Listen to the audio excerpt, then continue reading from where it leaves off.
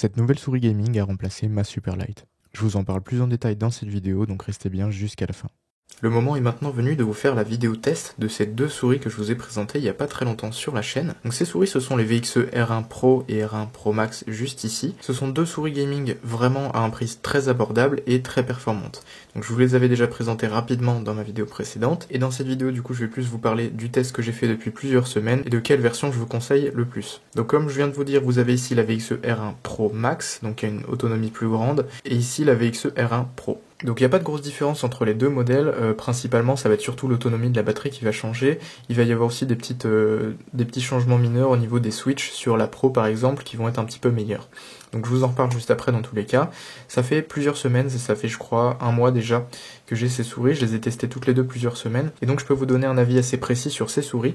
Donc la première que j'ai utilisée c'était la Pro Max, c'est la première que j'ai sortie de boîte et que j'ai testée pendant plusieurs semaines. L'autonomie est top, c'est une autonomie de 150 heures, donc je vais pas vous sortir toutes les specs, je vous les afficherai aussi à l'écran. Voilà, du coup la Pro Max ici a une autonomie supérieure à la Pro normale. C'est une souris du coup comme vous pouvez voir qui est assez petite en termes de taille. Je vais vous comparer juste après avec la Superlight que j'ai aussi. Voilà, c'est une souris qui est assez bien conçue, franchement pour le prix c'est vraiment top. Au niveau du prix, celle-là on est aux alentours des 50-55 euros, et pour la Pro on est aux alentours des 40-45 euros, donc c'est un petit peu moins cher. Vous avez une batterie qui est inférieure dans la Pro que dans la Pro Max. Voilà, c'est surtout ça qui change. Il y a aussi des petits changements au niveau des switches. Alors je ne saurais pas vous dire lesquels sont lesquels exactement, parce que je suis pas un expert des switches de souris. Mais je sais que sur la Pro, les switches sont quand même bien plus agréables que sur la version Pro Max. Et puis ils sont un peu plus silencieux, enfin bref, le son est vraiment mieux et ils sont plus agréables sur la Pro que sur la Pro Max. Donc ce qui va changer surtout c'est l'autonomie, 150 heures ici, 75 dans la Pro. Au niveau de la prise en main, de la taille, etc. ce sera la même chose, même s'il y a Max dans le nom, elle n'est pas plus grande que l'autre. Comme vous pouvez voir, elles sont exactement de la même taille, hein. Donc il n'y a aucune différence de taille, je vais vous montrer d'un petit peu plus haut. Voilà, ce sont physiquement les deux mêmes souris, c'est juste à l'intérieur la batterie qui change et les switches. Alors, je crois pas qu'il y ait d'autres différences particulières avec ces deux souris là. Du coup, ma préférée, donc je vais y venir tout de suite et je vous referai un point à la fin, c'est la Pro. Je préfère la Pro que la Pro Max, tout simplement parce qu'elle est plus légère. Comme la batterie est moins grosse, forcément ça fait moins de poids, et aussi les switches sont plus agréables, donc ça je vous en ai déjà parlé. Le bruit des switches aussi est un peu meilleur que sur la Max. Voilà, personnellement je préfère la Pro, mais si vous voulez une plus grande autonomie et pas vous embêter, prenez plutôt la Pro Max. Comme ça vous aurez 150 heures, c'est-à-dire le double, et vous n'aurez pas à la recharger si souvent.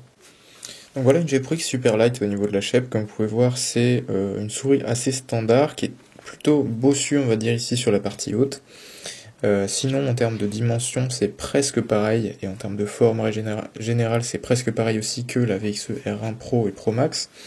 Juste ici, on a une petite bosse qui permet de caler le petit doigt. Sinon, voilà, c'est une souris assez standard dans la forme. Voilà à quoi ça ressemble aussi en dessous. Donc, on a des patins en PTFE. Donc là, c'est pas ceux d'origine, c'est des core pads. Et voilà à quoi ça ressemble du coup. On a le petit dongle qui vient se mettre juste là. Bref, c'est vraiment une souris assez simple en soi. Et maintenant, si on vient comparer directement avec la VXE R1 Pro qui est juste ici.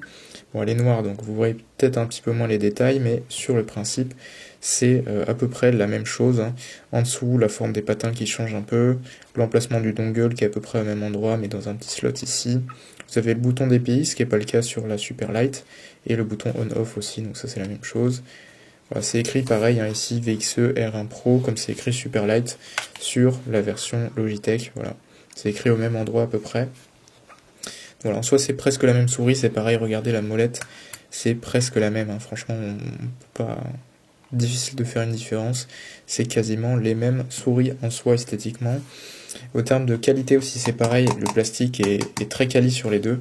Je dirais que le coating est meilleur sur celle-ci, après c'est avec la Superlight, je l'ai utilisée pendant 3 ans, donc elle est peut-être un petit peu usée on va dire, mais je préfère le coating sur celle-là. Je me souviens pas qu'il y avait un coating pareil sur la Superlight quand je l'ai eu.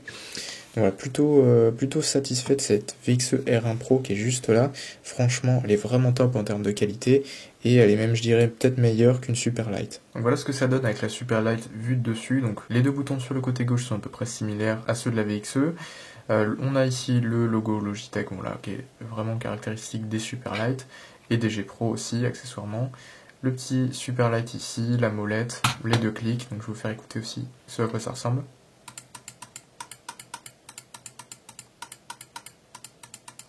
Donc ça c'est pas les clics d'origine parce que je les ai modifiés. Ce que j'ai fait c'est que j'ai juste changé les switches et le PCB pour pouvoir mettre des switches hot swap sur cette souris. Donc c'est pas ceux d'origine, du coup c'est pas ceux que vous aurez dans votre souris Superlight si vous en achetez une.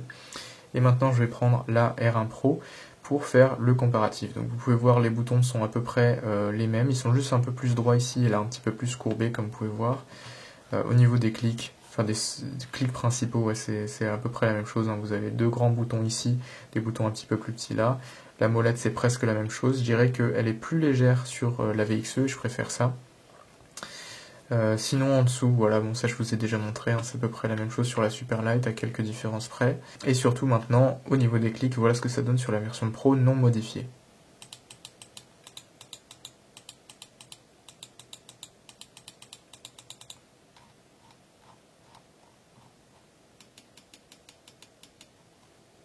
Je peux faire écouter pareil avec celle-ci.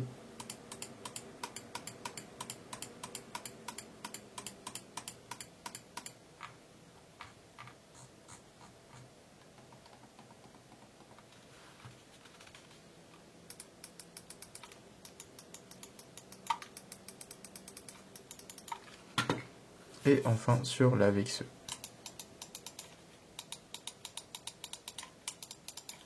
Maintenant, en termes de qualité, on va essayer de voir ce que ça donne. Donc, si je la secoue, il n'y a rien qui se passe. Si j'appuie dessus, il n'y a pas de grincement, de craquement, quoi que ce soit. Sur la Superlight,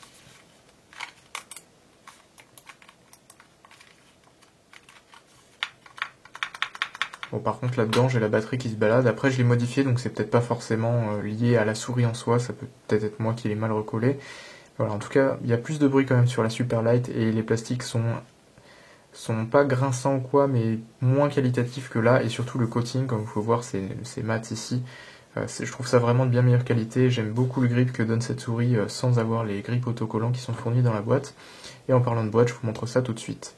Donc la boîte de la VXE arrive dans un petit emballage carton comme ça, donc ça c'est vraiment l'emballage extérieur, et ensuite vous aurez cette boîte là, donc c'est une boîte noire avec des accents dorés qui est vraiment très sobre pour une boîte d'une souris aussi peu chère, donc je trouve ça plutôt bien. Après c'est pas trop ce qui est important ici, c'est plus le produit. C'est écrit donc VXE R1 Series, et après c'est précisé si c'est la Pro ou la Pro Max. Donc là c'est la boîte de la Pro Max. Ensuite tout ce que vous avez à faire c'est tirer la petite languette qui est ici, alors je vais essayer de le faire à une main, c'est pas forcément le plus simple. Vous ouvrez la boîte comme ça, et vous avez donc la souris qui se trouve normalement dedans, donc moi elle est juste à côté puisque je l'ai déjà sortie. La souris est emballée dans ce petit sachet plastique juste là. À l'intérieur vous avez donc de la mousse qui vient caler la souris, et juste en dessous le compartiment des accessoires. Donc dans les accessoires on a pas mal de choses. On a premièrement le câble de recharge, et qui vous permet aussi à la fois de l'utiliser en filaire la souris.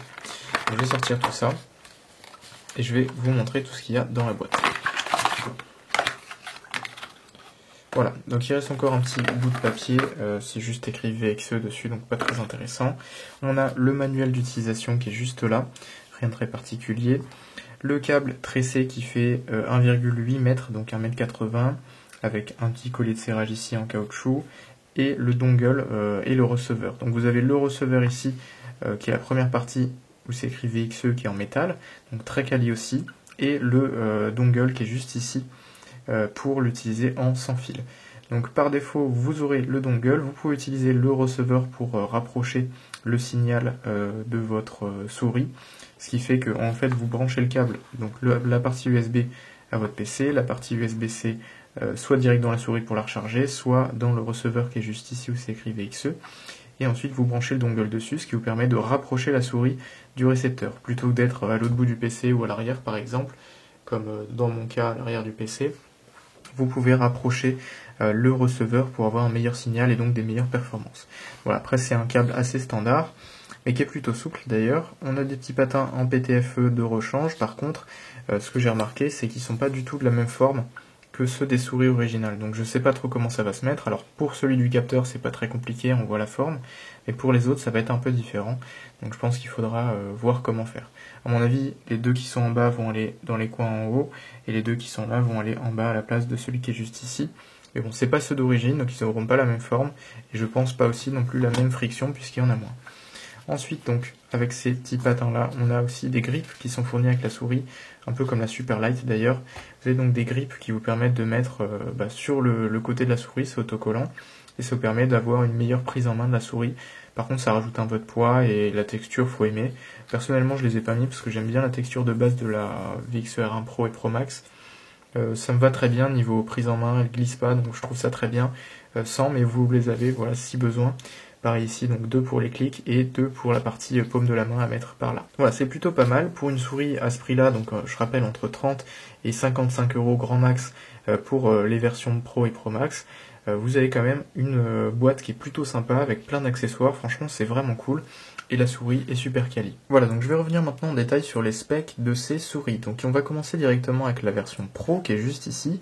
Elle est donc là actuellement à 49,90 € sur Maxi Sport. Je l'avais eu personnellement 30 € et quelques avec un code promo. Donc je vous mettrai en description si vous êtes intéressé. Et je vous mettrai aussi les liens d'achat qui ne sont pas du tout affiliés. Maxi Sport, j'ai aucune affiliation, aucun partenariat avec eux. Donc voilà, c'est là que je l'ai acheté. Franchement, c'est vraiment top. Donc la version Pro, je vais juste descendre un petit peu pour avoir les specs. On a un capteur Pixar 3395. Donc c'est la même chose dans la Pro Max, DPI allant jusqu'à 26 000 par palier 200. On a une accélération qui va jusqu'à 50 G, donc c'est plus que la Superlight, je précise celle-là c'est 40 si je dis pas de bêtises sur la Superlight. 650 IPS, une puce Nordic 52-840 pour les connaisseurs. Un taux de rafraîchissement qui va jusqu'à 4000 Hz, mais ça je vous en reparle juste après. Les dimensions, on est à 120,6 x 64 x 37,8 mm sur celle-ci, et un poids de 48 grammes avec une autonomie de 75 heures. Donc ça c'est dû principalement à la batterie dedans qui est plus petite. Et maintenant, si on passe sur la version Pro Max qui est juste ici, on va voir à peu près les mêmes specs, donc toujours sans fil, toujours le 3395 au niveau du capteur, 26 000 dpi ça change pas, 50G, 650 IPS, la puce Nordic 52-840, donc je crois que c'est la même chose, toujours 4000 Hz aussi, mais ça je vous en reparle juste après.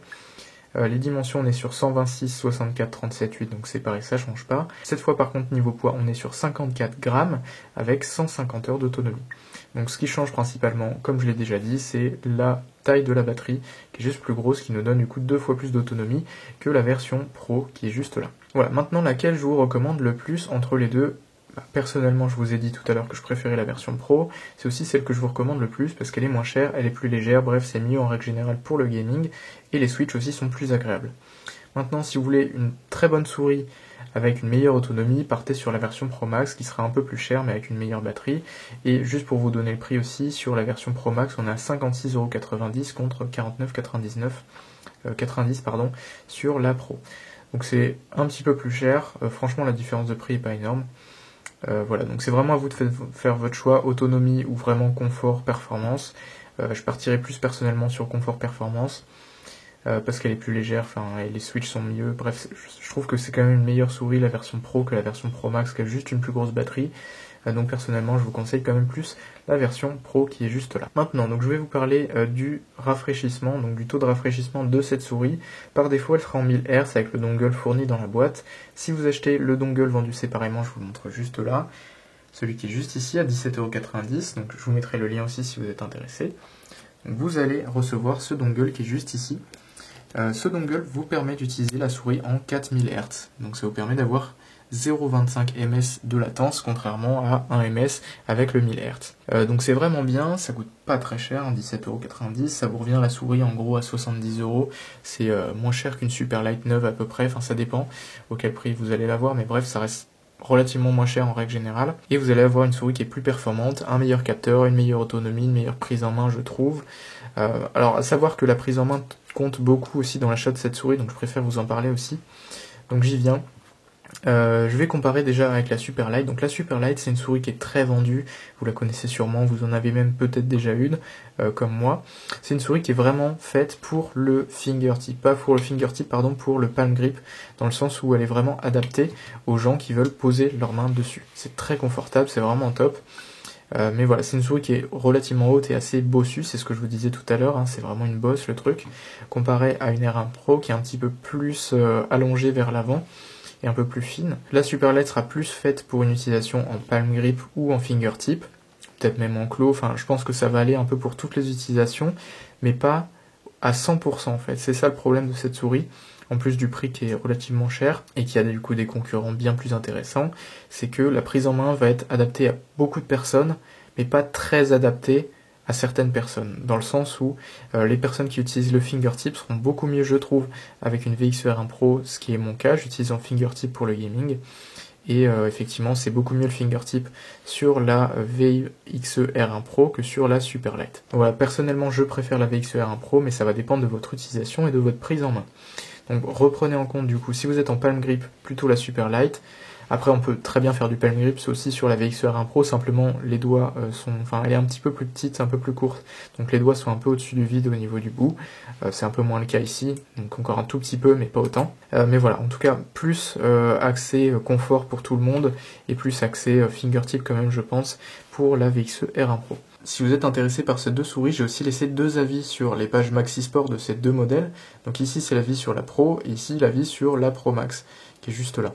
Voilà, je vous laisse aller regarder les avis aussi. Dans tous les cas, cette vidéo sera plus complète bien évidemment que quelques lignes, mais voilà, c'est toujours bon à savoir, et je suis visiblement le seul avis, j'ai été liké plusieurs fois. Donc voilà, n'hésitez pas à prendre ça en compte. Dans tous les cas, cette vidéo test sera beaucoup plus en détail et vous donnera plus d'informations sur ces deux modèles. Maintenant, au niveau de l'autonomie, donc j'ai pas mesuré le nombre d'heures que j'ai passé avec ces deux souris, mais franchement, niveau autonomie, ça a l'air d'être plutôt pas mal. Après, attention, l'autonomie annoncée, c'est, j'imagine, en 1000 Hz, c'est pas en 4000 Hz. Donc si vous achetez le dongle vendu séparément, qui est juste là à côté, vous allez avoir une batterie qui est forcément, qui dure moins longtemps. Donc une autonomie inférieure, ce qui veut dire que vous aurez besoin de la recharger plus souvent. Vous aurez des meilleures performances par contre, donc c'est une contrepartie, faut prendre ça en compte, mais forcément l'autonomie sera aussi impactée. Donc voilà, en termes d'autonomie, du coup je pense qu'on est à peu près à 150 heures sur la version Pro Max, je pense que c'est assez bien respecté, et environ, je pense aussi 75 heures sur la version Pro. Alors comme je vous dis, j'ai pas vérifié, j'ai pas compté le nombre d'heures, mais je pense qu'on est à peu près dans ces eaux-là, puis comme je les ai utilisés beaucoup en 2000 ou 4000 Hz, je peux pas vous donner un avis vraiment très précis sur le 1000 Hz, mais franchement je veux dire c'est équivalent à une Superlight en termes d'utilisation, voire même meilleur puisque la batterie a un petit peu plus d'autonomie, elle est plus légère, un meilleur capteur, etc. Donc franchement ça reste meilleur qu'une Superlight. Rien à dire là-dessus, même si la Superlight je l'aime beaucoup, je suis pas du tout sponsor pour dire du bien de celle-ci. Je les ai complètement achetées moi-même, j'ai pas du tout été sponsorisé pour les présenter ou quoi. Simplement je suis convaincu que ces souris sont très intéressantes et c'est aussi pour ça que je vous les recommande. J'étais complètement bluffé par la qualité et les performances d'une souris aussi peu chère comparée à une Superlight que je pensais être la meilleure souris. Alors bien évidemment la meilleure souris quand elle est sortie, elle a sûrement été avec la Viper V2 Pro, maintenant c'est plus du tout le cas. Il y a tellement de concurrents qui ont des produits beaucoup plus intéressants à proposer, comme cette VXR1 Pro et Pro Max. Maintenant je vais vous parler du logiciel, je vous montre ça tout de suite. Maintenant pour utiliser ces deux souris sur votre PC, vous avez un logiciel qui est fourni, un petit peu comme Logitech G-Hub pour la Superlight. Pour le télécharger c'est vraiment très simple, je vais vous montrer comment le faire, je vous mettrai le lien en description. Vous allez ouvrir du coup le logiciel qui s'appelle ATK V-Hub. Vous allez bien évidemment connecter votre souris pour qu'elle soit reconnue. Et comme Logitech G-Hub, ça va vous les afficher. Donc là on attend un peu. J'ai ici du coup la version Pro qui s'affiche puisque c'est celle qui est connectée en ce moment. Vous pouvez voir le niveau de batterie, la connectivité, donc si elle est ici sur le dongle 4000 Hz, ça va m'afficher 4K pour 4000. Vous avez donc le modèle, la batterie et la connectivité. Vous cliquez dessus, vous allez avoir pas mal de réglages. Donc premièrement, remap les touches, donc vous pouvez mettre des macros par exemple, changer la fonctionnalité des touches. Bref ça, perso j'y touche pas, mais vous pouvez le faire. Au niveau des DPI maintenant, là je les ai fixés sur un seul point à 1600. C'est à vous de choisir ce que vous préférez entre 200 DPI et 26 000 DPI par cran 200. Donc moi j'ai mis 1600 plutôt que 800, tout simplement parce que la précision sera meilleure avec des plus hauts DPI. Je vous en ai déjà parlé un petit peu dans quelques vidéos TikTok et sûrement des shorts, mais il y a une vidéo d'Optimum Tech qui est complètement dédiée sur ça, et franchement jouer avec des DPI plus élevés, c'est bien meilleur. Attention, ça ne veut pas dire forcément augmenter votre multiplicateur de sensibilité en jeu. Au contraire, vous pouvez même le diminuer pour avoir la même sensibilité finale. Donc c'est très simple, au lieu de jouer en 800 DPI et sur Valorant par exemple jouer à 2.0 de sensi, vous mettez 1600 et 1.0 au lieu de 800 et 2.0. Voilà, c'est un exemple, faites la même chose, vous pouvez même monter idéalement à 3200, 26000, c'est juste que 26000 ce sera tellement trop sensible sur Windows que ce sera pas très utilisable. Alors même si on peut régler dans Windows la sensibilité aussi du curseur, je vous recommande de plutôt toucher à la sensibilité des DPI et en jeu régler le multiplicateur en fonction de ça. Donc là si vous faites x2, vous divisez par 2 dans le jeu, si vous faites x3, vous divisez par 3 dans le jeu, bref, c'est la même chose. Donc je vous conseille plutôt de jouer en 1600 dpi avec 2 fois moins de centi en jeu dans le multiplicateur, plutôt que de faire l'inverse. Voilà, moi c'est ce que j'utilise, 1600 c'est très bien, je pourrais passer sur plus, mais pour le moment ça me va largement. Et puis ça vous permet aussi d'avoir plus d'informations par seconde, donc déjà une meilleure précision, et d'utiliser à 100% aussi le dongle 4000 Hz, parce que si vous avez 800 dpi, vous n'utiliserez jamais les 4000 Hz si vous avez le dongle acheté séparément, et 1600 dpi permet justement de débloquer vraiment le maximum des performances du dongle 4000 Hz, donc mettez plutôt 1600, c'est le meilleur sweet spot selon moi. Maintenant dans performance vous allez avoir plein de réglages, donc ici j'ai le polling rate en premier, donc là je suis sur 1000 Hz, je peux mettre jusqu'à 4000 parce que j'ai le dongle 4000 Hz que j'ai acheté séparément, vous n'êtes pas obligé de l'acheter, vous pouvez rester par contre en 1000 maximum si vous ne l'avez pas. Donc je peux mettre 1000, 2000, 4000, 500, 250, 125. Je vous déconseille d'aller en dessous de 1000 parce que vous allez avoir des performances vraiment pas ouf en termes de précision sur votre souris. Ensuite à droite on a le Load Silent Height, c'est ce qui vous permet de décrocher le capteur quand vous soulevez la souris. Donc 1 mm c'est quand vous éloignez la souris de 1 mm de votre tapis, 2 mm quand c'est 2 mm, c'est aussi simple que ça. Je vous conseille de laisser 1, ça vous permet d'avoir une meilleure précision, et comme ça c'est que quand vous soulevez la souris un tout petit peu qu'elle arrête de prendre le mouvement en compte et que vous pouvez du coup la soulever du tapis, la remettre plus loin et faire votre mouvement. Voilà, laisser 1 mm, je trouve que c'est mieux. Movement Synchronization, vous allez le laisser activer, tout ce qu'en dessous c'est pas nécessaire, je vous laisse dans tous les cas mettre pause si vous voulez voir ce que c'est. C'est vraiment assez simple. Et je vous laisse tester si vous avez la souris, comme ça vous faites votre propre avis, mais personnellement je désactive. Sleep Type Setting, c'est le temps que la souris va mettre pour se mettre en veille. Personnellement de base c'est 1 minute, j'ai essayé de perso 30 secondes parce que je trouve que c'est un peu plus intéressant, contrairement à la vidéo de présentation que je vous ai fait il y a quelques semaines. D'ailleurs je vous incite à aller la regarder si ce n'est pas déjà fait, comme ça vous aurez d'autres informations par rapport à ces deux souris. Ensuite dans le Key Bounce Delay, vous avez de base la valeur qui est mise sur 8 ms, je l'ai descendu à 4. Je sais pas vraiment s'il y a une différence, j'ai pas tellement remarqué. Voilà, ils disent de l'augmenter pour augmenter la stabilité. Bon, je vais faire les tests dans tous les cas un peu plus en détail après la vidéo, mais c'est pas vraiment un truc qui est très important dans tous les cas. Et ensuite dans la catégorie Other, donc autre, vous allez avoir la version du firmware, donc du dongle 4000 Hz de la souris. Possibilité ici d'appairer un dongle 4000 Hz, donc ce que j'ai fait moi. Vous faites juste appairer maintenant et vous connectez votre dongle en suivant les étapes. Ensuite vous pouvez aussi bien évidemment remettre à zéro la mémoire interne de la souris, ce qui va retirer tous vos réglages, donc ça va le remettre d'usine au final. Enfin ça sert pas à grand chose puisque vous pouvez le faire en théorie directement depuis les réglages. Et un autre truc qui est assez important, votre logiciel ici ATKVE peut se mettre en chinois de base, donc vous n'allez rien comprendre sauf si vous parlez le mandarin. Tout ce que vous avez à faire c'est d'aller dans le menu ici en haut à gauche, d'aller dans Settings et de chercher ici le menu déroulant, et vous allez donc avoir de base chinois, vous sélectionnez juste anglais, donc il n'y aura pas français.